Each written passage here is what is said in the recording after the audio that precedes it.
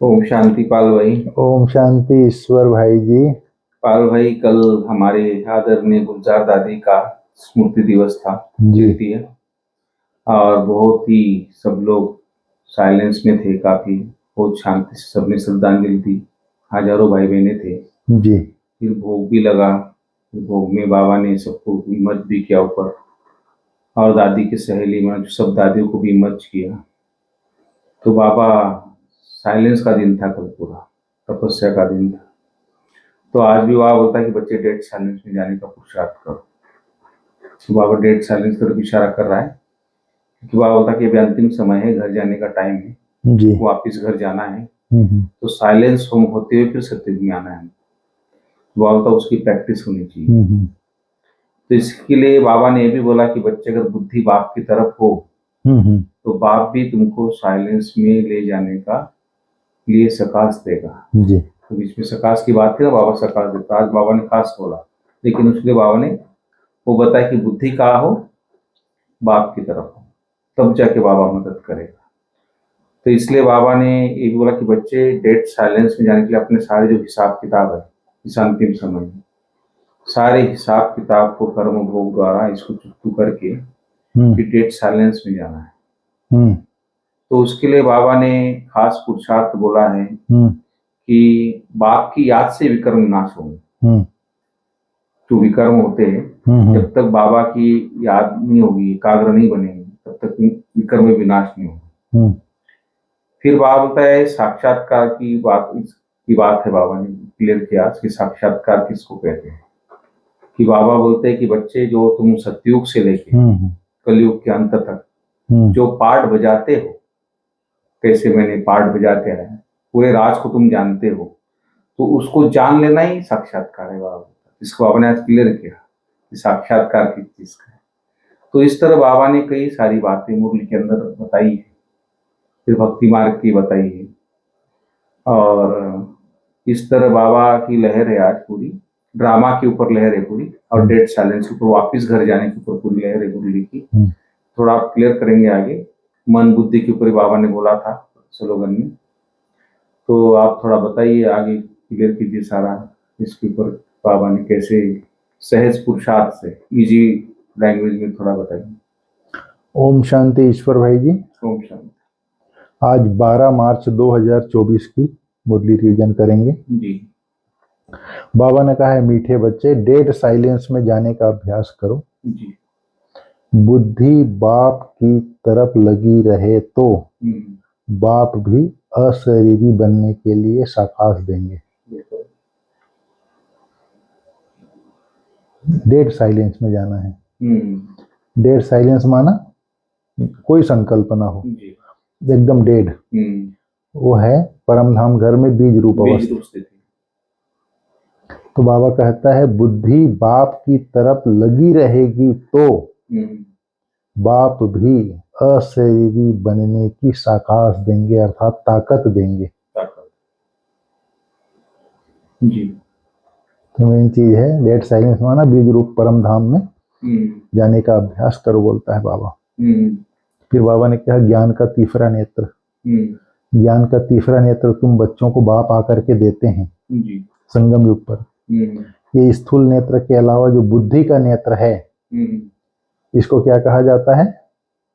जब विवेक जागृत हो जाता है, बाबा आकर के ज्ञान देते हैं, तुम एक शरीर नहीं हो, आप एक आत्मा हो, आपका पिता परमात्मा है, आप इस सृष्टि पर परम धाम घर से आए हो, आप सतयुग आदि में देवता थे, अभी लास्ट कलयुग में मनुष्य बन गए हो, फिर तुमको देवता बनना है। फिर पूरा चक्र बाबा ने घुमाया, फिर चक्र घुमाया। तो बाबा ने कहा, इसी को कहा है बाबा ने, सतयुग आदि से लेकर कलयुग अंत तक कैसे कैसे पार्ट बजाते हैं, इसको तुम बच्चे जान जाते हो, इसको ही साक्षात्कार कहा जाता है। बाबा ने कहा तुम सारे विश्व के आदि मध्य अंत को जान जाते हो, इसको जानना ही साक्षात्कार है।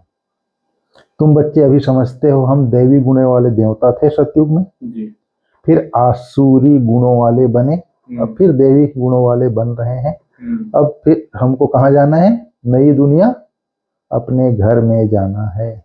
ज्ञान का तीसरा नेत्र मिलने से ये फायदा है। बाबा ने बोला दैवी गुण धारण करोगे तभी वहां जाओगे, तब तक जा नहीं सकते। ये चीज है बाबा ने कहा।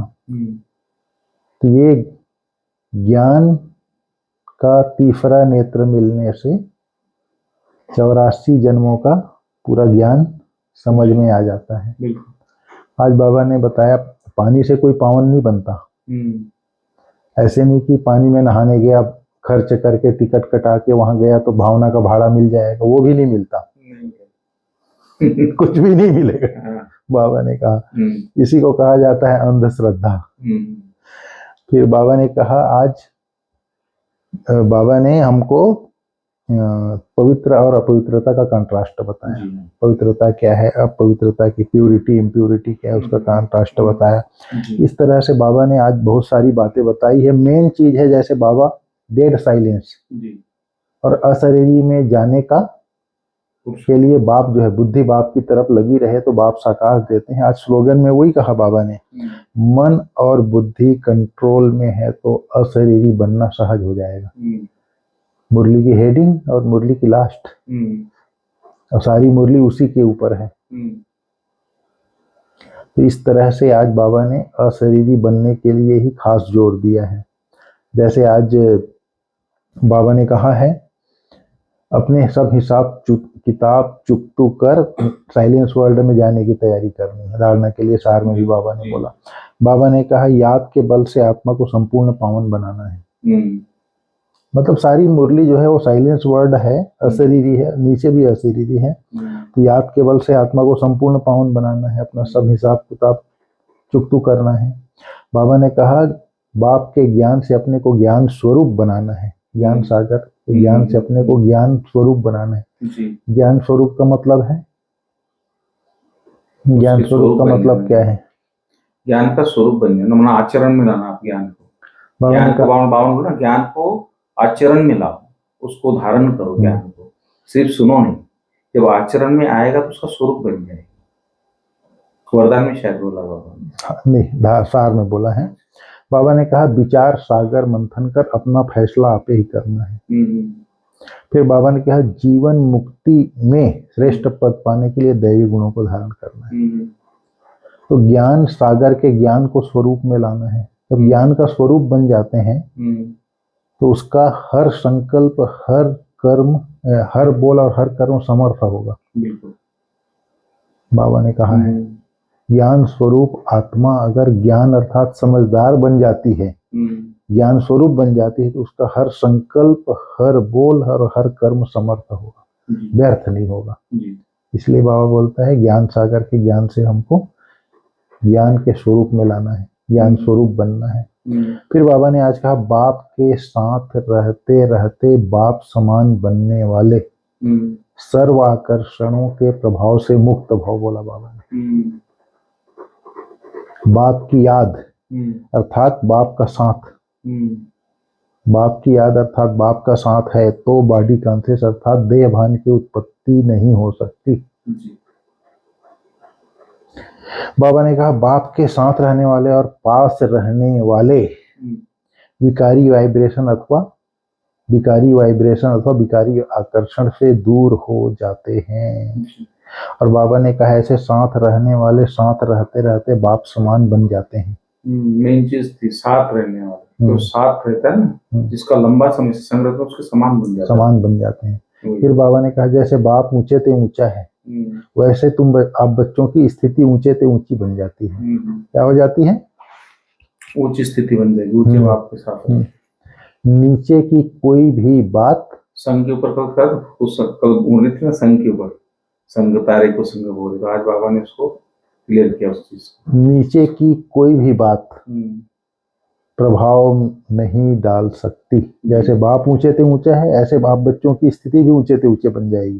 तो नीचे की कोई भी बात प्रभाव नहीं डाल सकती। जैसे बाबा ने कहा ना बाप की याद अर्थात बाप की साथ है तो बॉडी कॉन्शियस की उत्पत्ति नहीं हो सकती। बॉडी कॉन्शियस माना देह के भान में नहीं आ सकते। देह के भान में नहीं आ सकेंगे तो फिर क्या होगा? विकारी वाइब्रेशन और विकारी आकर्षण आकर्षित ही नहीं कर सकेंगे। जैसे कल बोला ना आपने, संग तारे को संग बोरे, देह के संग में आए तो डूब ये कुसंग है। जैसे कल आपने अंडरलाइन कराया था ना, अभी तक हम लोग समझते थे कि बुरे आदमी का संग नहीं करना है, बुरी चीज को नहीं देखना है। उससे भी बाबा कितनी सूक्ष्म बात बताई कल कि ये बॉडी के संग में, देह अभिमान में आना ही कुसंग है। वही चीज आज बाबा ने कहा ना, जहाँ बाप की याद है अर्थात बाप का संग है, वहां बॉडी कॉन्शियस की उत्पत्ति नहीं हो सकती। और जहाँ बाप का साथ है, साथ रहते हैं, विकारी वाइब्रेशन और विकारी आकर्षण से दूर हो जाते हैं और साथ रहते रहते बाप के समान बन जाते हैं। बाप समान बनना माना बाप जैसे ऊंचे से ऊंचा है, वैसे ही आप बच्चे भी ऊंचे की स्थिति ऊंचे से ऊंची बन जाती है। फिर क्या होगा, दुनिया की कोई भी विकारी वाइब्रेशन आपको प्रभाव नहीं डाल सकती। कई बार बाबा बोलता ना, अगर ऊंचे उड़ जाओगे तो नीचे का तुम्हें कोई टच नहीं कर सकता। ऐसी ऊंची अवस्था में रहोगे ना, ये छोटी मोटी बातें फिर आपको टच नहीं करेगी। बाबा ने स्लोगन में आज कहा है, मन बुद्धि कंट्रोल में है तो अशरीरी बनना सहज हो जाएगा। कैसे होगा? मन और बुद्धि कंट्रोलिंग पावर है ना। देखो कोई भी, अब जैसे आपकी गाड़ी आपके कंट्रोल में है, अगर आप एकदम उसको अच्छे सोच में चला रहे हो, कोई व्यसन नहीं कर रहे हो, सुना, कोई उसको नहीं, आप गाड़ी चलाते हो तो आप इस बातों का ध्यान रखते, कहीं बुद्धि इधर नहीं जाती, एकाग्रता सामने देखते रहते हो, सुना, तो अगर और गाड़ी स्पीड की भी आपके कंट्रोल है तो कभी एक्सीडेंट होने का डर नहीं था। आदमी सेफ्टी से अपनी जर्नी अपने मंजिल तक पहुंचता है।